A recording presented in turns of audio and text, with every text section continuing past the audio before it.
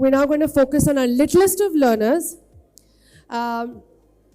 We pivot to an equally critical and transformative topic. Early childhood education is the world's best investment. Is it also an investment challenge? This session will explore the unparalleled value of investing in an early childhood education and the complexities that accompany it. So I now request our moderator Deepika, along with our panelists Sonali Khan, Nikhil Naik, and Yashovardhan Poddar, to please grace the stage. Thank you. I think coming off the previous session, which was literally the other end of the spectrum from the conversation we want to have, I'm very excited to be with this panel because of the diversity of the work they're doing. Yeah, and before I reach out to them and get them started, I have a request for everyone in the room. Close your eyes for 30 seconds and think about your earliest and happiest childhood memory. I really am going to time this for 30 seconds, okay?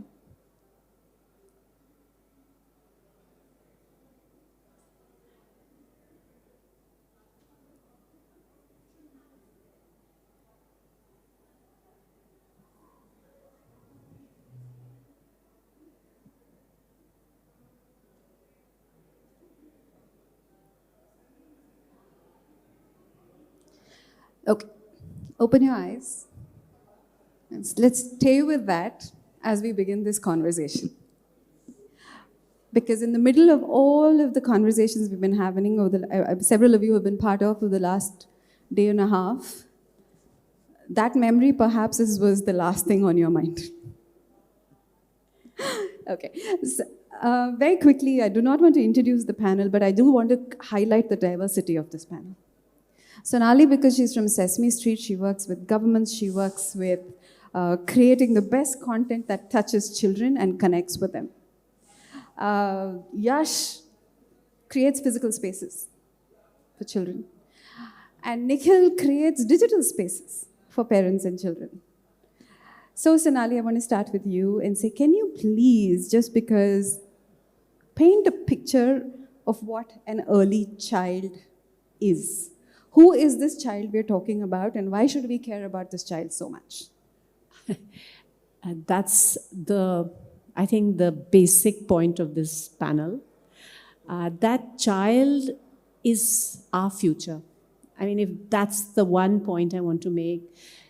The child, the future of everyone, the planet, the ecosystem, everything depends on that child. And therefore, the investment we make in that child is the most crucial, because in those early years, and this is brain science, the brain is developing the fastest. They say 85% of your brain is already developed by the time you're 5. Yeah, so the more stimulation you give to the brain, the more powerful learner, the more powerful analyzer, the more powerful banker, the more powerful planet saver, the more powerful talker, and the more powerful moderator and speaker that child will become.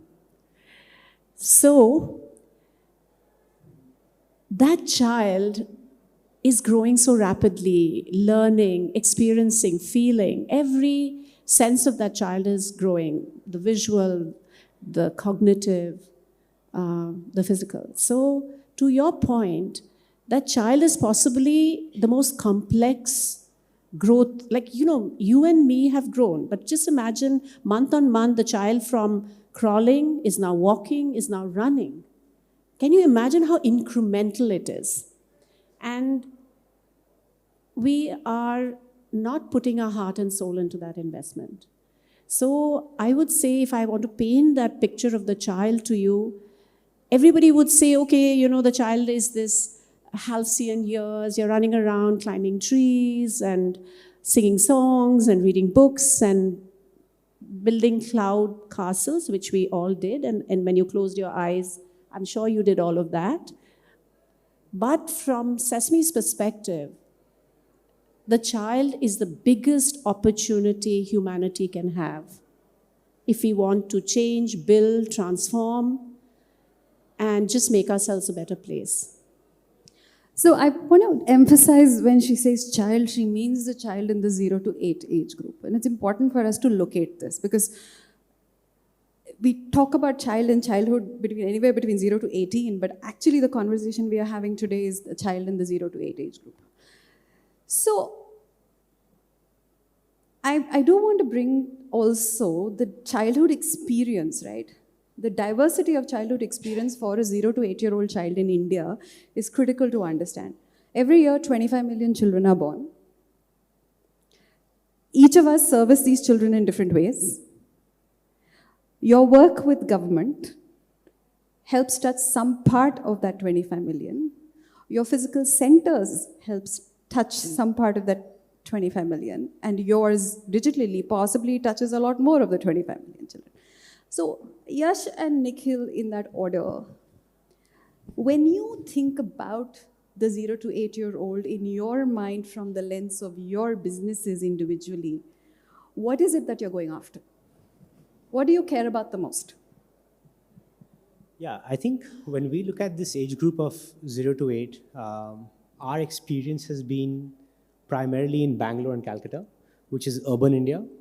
And even within urban India, we are catering to parents who are working parents going to the workplace. So they have a baseline affordability already. And there, when we look at this child between 0 to 8, there's a lot of aspirations that the parents have, which is their own aspirations, that they want to start seeing in their children. And so then they want to see the children start speaking very quickly. They want to see the children socializing very early on. They want to see the children doing all of the magical stuff that you and I imagine much earlier on in their life. So when we look at this age group, I think what comes to our mind and our educators' mind is that, hey, this is truly those formative years where children are sponges. How can we plan experiences that bring them that social community that these children deserve? Many of their parents are at the workplace, but the children are alone. They're at home. They're sometimes alone at home with their nannies. How can they get their first few friends with whom they can have peer learning done right? So I think that's our lens, because we have the opportunity of having them in a space with other children and other teachers. So creating that very warm, vibrant, safe community, but at the same time also those learning opportunities, like Sonali mentioned, is how we see it. So for us, it's a huge responsibility, because in these years, all their firsts will happen with us. You know, the first time they crawl, most likely, the first words they say, the first rhyme they sing. So that's a lot of responsibility, and we want to do it with a lot of intent and care. Deepika, your first 30 seconds kind of triggered a lot of memories. So I'll try to capture one of them and illustrate how we look at the kids, right? So India is a complex market, right? Fairly nuanced. Each kid comes with their own settings, right? And those settings are very different for kid to kid. I personally grew up in Mumbai, but the outskirts of Mumbai. My parents, the whole family was, let's say, lower middle class. And when they decided to take certain decisions about me and my brother in terms of schools, they went through certain ideas, right? So the first one was, because my parents couldn't afford the best school, we went for the government school, government funded school, which means that, that was out of compulsion. The second is both my parents were working. They couldn't do a drop off and a pickup. So we picked up a school, a government school, which was closest to our house, right? Third one, very interestingly, my parents were both MA and, had a lot of focus on education and habits. So they thought that they need to compensate somehow, so spend a lot of time with us, teaching us. And they said that the best way to teach is in a mother tongue. So we went to a Marathi school. So imagine government school, closest to the house and vernacular. So that was not my choice, my parents' choice. But then they compensated that with a lot of good things like habits and, for example, reading and spending time with us. I had a cousin. So my uncle was a Indian Air Force pilot, fairly well off, had access to the best school in Mumbai. I remember that he also went to Max Miller to learn German, right? Forget about English. Did not forget about English, but also learned German, right? So this was Mumbai 30 years ago, right? Diverse. Now that's Bharat, right? Each kid will have certain things gifted to them not because they chose it, but because how they got, their family and neighborhood and so on and so forth. When we build at Creative Galileo, the products that we build, we take that into consideration. We believe that technology is one such thing that can personalize the education and kind of bridge this gap, because most of the people will have access to data, and we have seen that at least one phone that can be given to the kid, and then the quality of education will be unmatched. So that's our view when we craft the products. I'm going to come back to you with the question that is important and critical and perhaps in everybody's mind, technology and little children. I'll come back to that a little bit later. But before we do that, there is a tendency when you think about the children and we talk about children as adults, to think of them from an education lens, skill lens, how will you become the most productive member of society and all of that.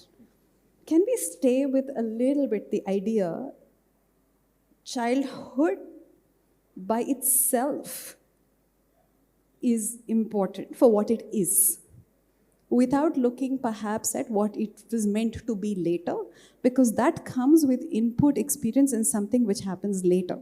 So to be the 0 to 8-year-old child, you are a 1-year-old, you are a 2-year-old, you are the 3-year-old. So I'd like some perspective, and starting with Sonali, on what have you encountered as mindsets in communities that you work towards children in this age group? And I bring this because this is connected to the idea of aspiration and demand and what we want for our children later. But what have you encountered when you work in Meghalaya, when you work in UP? What have you encountered as mindsets as an Indian society towards our youngest? One can be very theoretical, but I'll take a little bit of a practical example.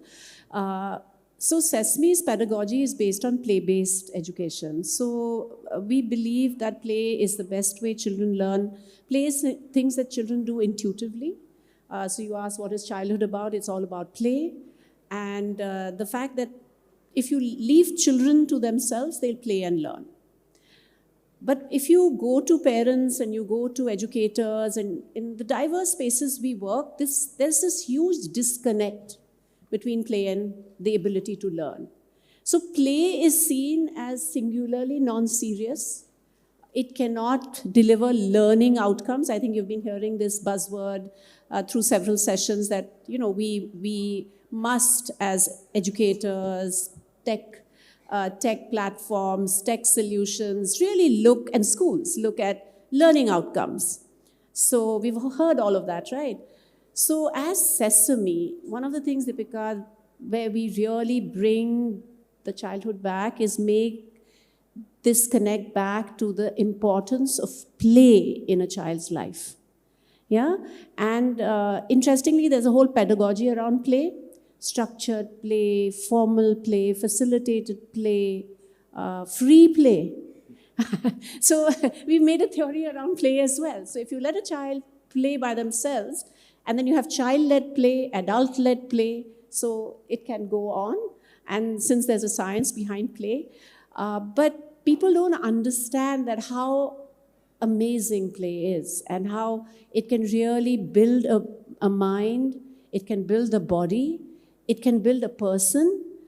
And I think, coming back to you, it's the intrinsic part of childhood.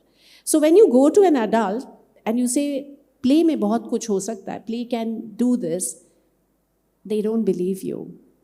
Because for them, it's not education, it's non-serious. So as Sesame, when we talk about putting childhood back, we also talk about bringing back play. So whatever we do, whether we create a video, whether we create an experience online, or we, as you rightly said, we work in Anganwadis of India, in remote as Meghalaya, to sort of maybe an aspirational district in Uttar Pradesh. We teach the Anganwadi worker how to integrate play into her classroom as the most critical aspect of imparting education. And that's a very important pivot in this conversation is, so we need to invest in play, basically. Yeah? I mean, it's a strong If there plus has to one. be one message this room needs to take away, which is that you need to invest in play. But trust adults to complicate play, okay? By converting it into structured, unstructured, free play. Because unless you categorize it, apparently no adult is actually going to understand the value of it. And the simplicity of it. But I want to come to you, Yash. What's the conversation you're hearing when you engage with the adults who come into your world, the caring adults whom you serve, whose children you're caring for? But what are they asking for? What are they looking for? I think a lot of what Sonali said, at least in Bangalore, we are surprised when we meet parents because they're even more progressive than we as educators are sometimes. I think play it now actually is front and center. The majority of parents, if we tell them, hey, this is our program and we want to teach numbers and letters, they'll say, no, my child has an entire life for doing that. So I think the good news here is that the modern day young millennial parent understands this concept and is actually seeking this out in very active ways, both from their schools, but also at home. So that's what I've really enjoyed about my own learnings and exposure to the early years. And a very small example of this was we did our first teacher training session, and then our preschool director brought some music instruments and told our teachers, ki, hey, can you teach me a class on weather using these instruments? I think our teachers were kind of baffled, ki ye kaise karenge? But I think today's day and age, parents are seeking that kind of experience in the early years, and it's exactly what you said about childhood. The modern day parent wants their child's early years to be stress-free, be very, very social. I think also keep in mind, we're talking in 2024 post-pandemic. So I think a lot of that has kept parents aware about the kind of peer relationships you have. So play is beautiful and it works well, and we can learn from Sonali how to do it best. Nikhil, how do you make play happen in an app? So if you look at our end, for the audience to get better context, we have an app available on both Google and on Apple phones. Now this app allows parents to download, the essentially digital activities which are gamified, which is play-based. And just to give you more vivid example, I think you would have all played a game like Fruit Ninja, right? Which is where you chop the fruits. Imagine if you were to teach kids uppercase letter and lowercase letter, right? You were to reinforce that. That's being taught in the school on that day. If the kid is going to come home and say that, hey, I need my 15 minutes of screen time, imagine that Fruit Ninja where the letters are popping and you just need to chop the uppercase letters. The kid will have a much better reinforcement because this is the activity that he likes, probably with his favorite character. So we try to bring the play, we gamify the experience, and one essential thing that has worked out really well for us is that we have now started working with the schools. So we have about 500 schools that work with us, and if you are one of those students going to these 500 preschools, you would get the exact same activity that is being taught to you in a school on your homepage when you open the screen. The other concern that we also solve, which is sort of sometimes elephant in the room, but small room for that, is the screen time, right? Parents are a bit cautious about how much screen time would a kid get, sometimes because they do not know what the kid will get exposed to.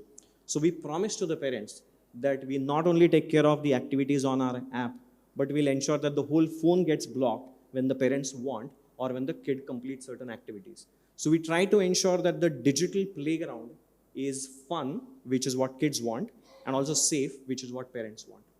I want to stick with that and probably start with you on this side. Physical spaces, physical engagement. Caring adults having different mindsets towards what is needed for the child and what the magic of the early years is all critical. And in my own work, and more recently a program that we've been doing with communities in UP and Bihar, a lot of user-generated questions have come from parents in this age group and rural parents in this age group who are worried about mobile and digital addiction of their very, very young children. As somebody who creates solutions in this space, what are the safeguards would you put in place? And what does one need to invest in? And what does one need to kind of promote? Because there is a lot of good that's coming with it, but how does one balance it? What's your perspective on it? I want to stick with this for 2 minutes before I get into the future question and also about what do we really want to do and how do we want to shift the world. But if you can just please address the elephant in the room. Not just how you do it, but almost philosophically, like as a sector, how should we approach this? So there is a shlok in Sanskrit which is Lalayat Panchavarshani Dashavarshani Tadayat, which means that until the kid is 5 years old, you would pamper the kid. And when he's 10 years old, you start to discipline him, right? So 5 to 10 years. What I think people have gotten wrong with the screen time is that people just give phone to their kids without knowing what they would get exposed to. And we see before we started, in fact, the company, my daughter was 3 years old. So I was very cautious about what type of experience are we going to craft for the kids. So we did a bit of a survey and we had like options to select how much screen time would parents give to the kids. And we were surprised that a lot of parents said that, hey, you don't have 2 hours plus as an option. And we were like, 2 hours plus a day? And that was the answer, right? A lot of parents said that there is no option. Kid would just want 2 hours. That to me was a shock, which is absolutely unhealthy, right? I mean, it doesn't matter what you do on screen. 2 hours a day takes away 2 hours of your life, right? Every day. So absolutely unhealthy. So we thought that if we were to tackle this problem, we have to ensure that there is digital well-being taken into consideration. So now that we address it through that lens, parents, teachers, and also kids appreciate a lot. If you discipline a kid, I mean, discipline not putting it too much of a structure, but if you channelize the kids to experience certain apps, they would be safe from, let's say, other zombie games. Like I give these examples to my team saying that we are not going to make zombie games. They don't add any value.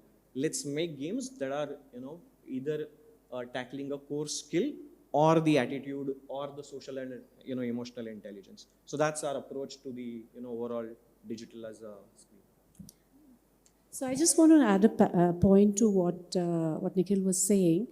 We just did, we worked in rural Rajasthan in the southern part, and the research really sort of, to your point, parents were like really bothered with the screen exposure. And I think you've sort of answered some questions, but the point I really want to make is exposure to inappropriate content. So for this, parental education is a must. So we have I think this is a privileged lot. We've really we live with technology, we understand it, we know the, child safeguards, but there's a huge community out there that just doesn't know this. So if the father's been watching something or some elder sibling is watching and they just hand the phone to the child, so after, and they use voice prompts. Kids, like in Shekhawati, you just go to rural Rajasthan, they'll press and say Chota Bheem or, Elmo or whatever be the prompt, and they'll go there. But from there on, it just takes them into another world. And no one is supervising them. So that's the scary part. So I just want to add to what he's saying, that as content developers, and, Sesame also offers digital solutions, how can we, create a safer experience for the child, keeping in mind this? And the other part is, how do we educate parents? Because, we spoke about millennial parents. Well, they have a lot of time, and then we go into a restaurant in South Delhi or South Bombay, and you'll walk in and you'll see a nice screen in front of the child, and the parents are, chatting and talking. The adults have adult time and the child is watching a screen. So the same millennial parent is overexposing their child to content. So I just want to state that to your point, that one side is what technological safeguards we as responsible content platform creators can do, but also critically is taking the caregiver along. I mean, phone cannot be a babysitter, right? So therefore, I'm going to harp on two things I'm picking up from this, right? From a perspective of what you invest in. Parenting, responsive parenting practices.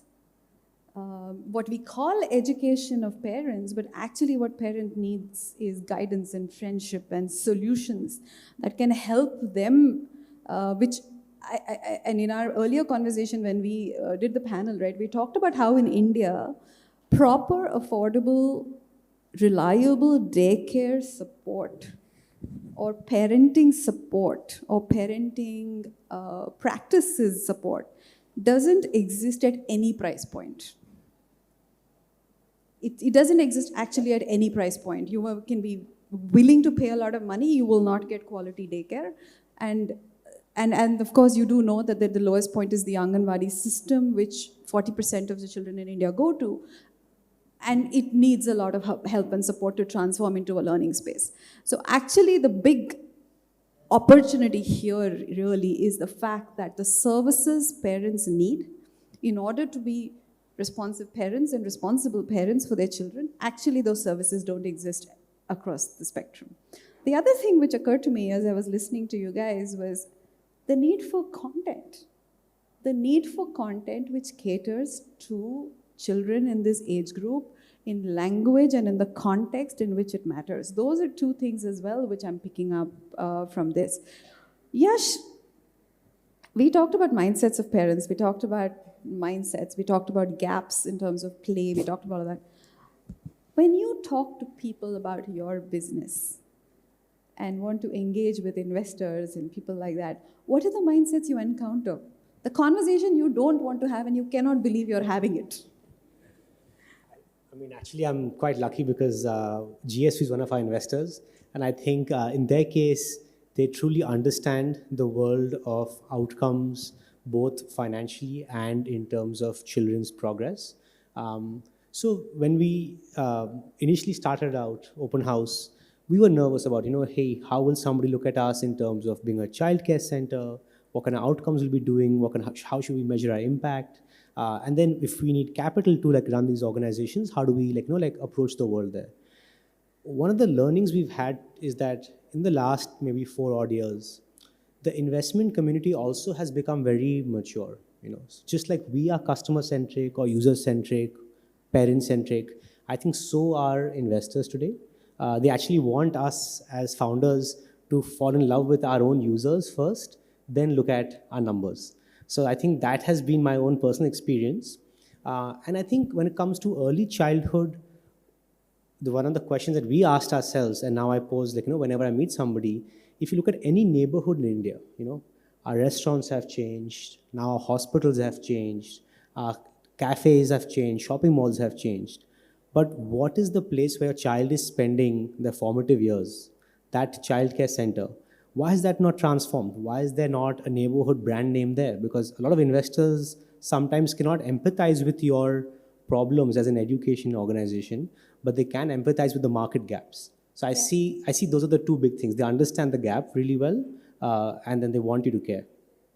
Sonali, I'm sure that's not your experience all the time. I could absolutely certain of it. So I just take this 10 seconds to explain that Sesame Workshop is the organization behind Sesame Street, the well-loved global program which has been around for now 50 years. To this point, really, we've seen sort of the television coming into the drawing room, the color television, moving to a digital universe, like Elmo has remained 3.5 for 50 years and has connected with children really globally.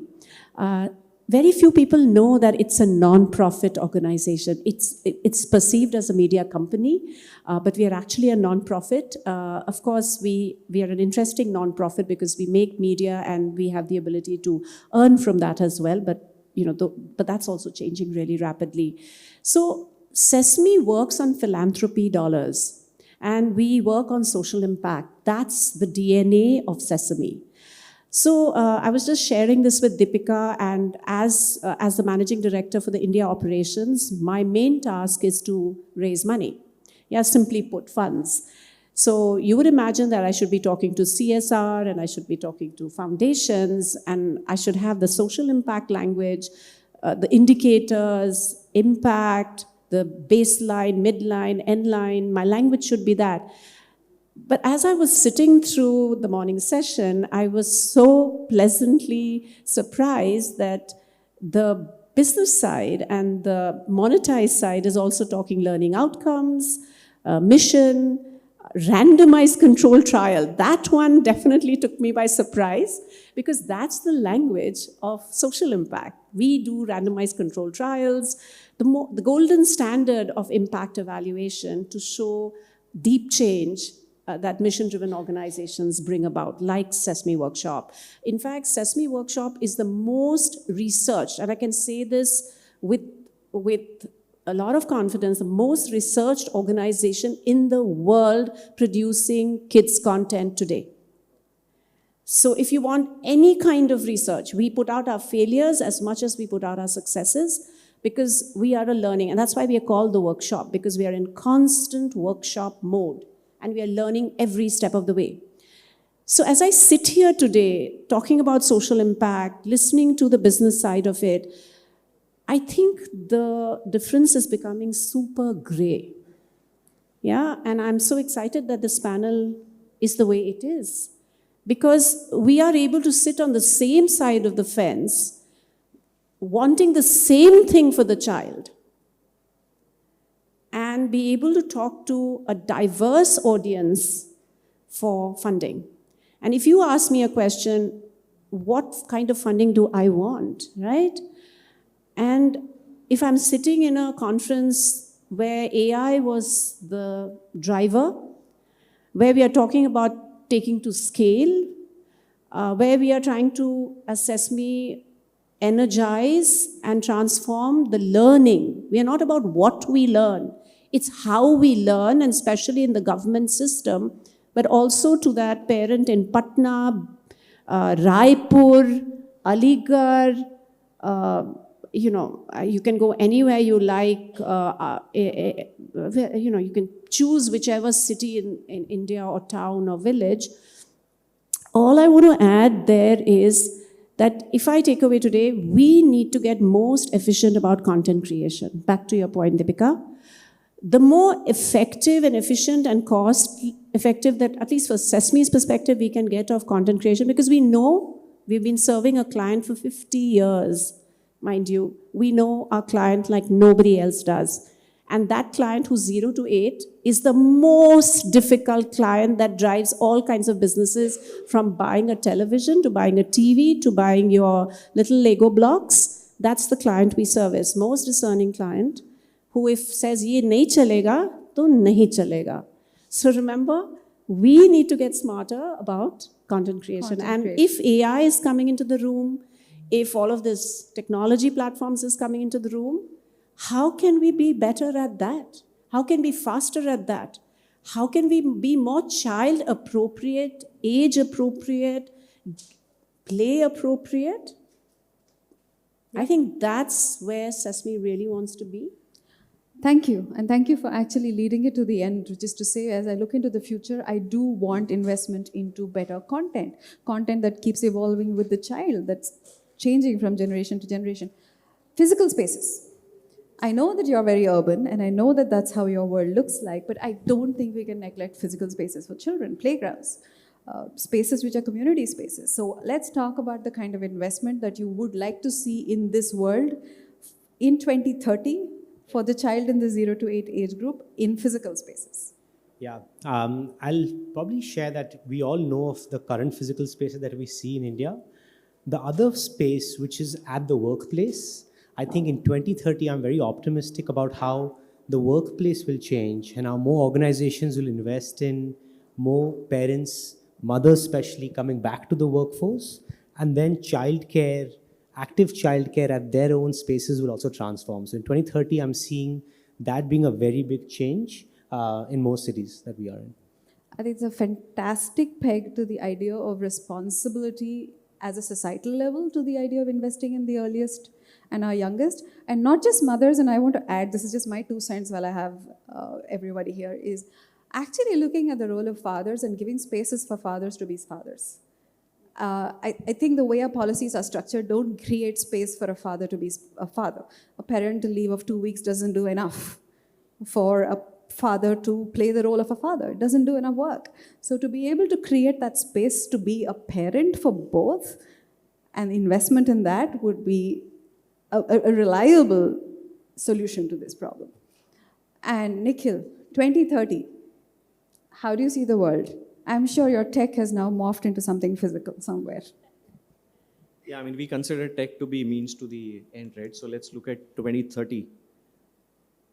14th Feb, my predictions on Yes, 14th Feb have not Feb, actually worked out 2030, in the past, but let's talk about 2030. What we believe that players like ours should focus on is collaborating with the traditional way the educators have been teaching, right? Which is partnering with schools and partnering with teachers, and then making, to our earlier point, making the parents aware of where the attention should go. And this is going to take some time. It is still a great investment from the investor's point of view, because the way we solve the problem, which is technology first, means that the margins are intact and very high, because it's like a SaaS approach towards the business. Second is that we believe that technology also allows us to be defensible, which means that tomorrow if a competitor has 100 million funding, it cannot displace us, because we have data and quite a lot of other things that make us defensible, which I think is a pretty good point for us to look at 2030 and believe that kids should get what they deserve. And I'm going to take, it says time's up, and I'm going to take a 10-second thing to really say, the people in this room don't need to be convinced that you need to invest in early childhood, otherwise you're saying you're not going to invest in humanity. That's not a conversation we really want to have. But having said that, for the country like India, I think we've got the idea of play investing in it, idea of emerging, evolving content, services for parents, and also teaching responsive parenting practices, and technology as an aid or as a co-pilot rather than in the driver's seat. So there are spaces to consider as we move forward, and I hope this was informative for everybody. Thank you. Thank you. Thank you so much, Deepika.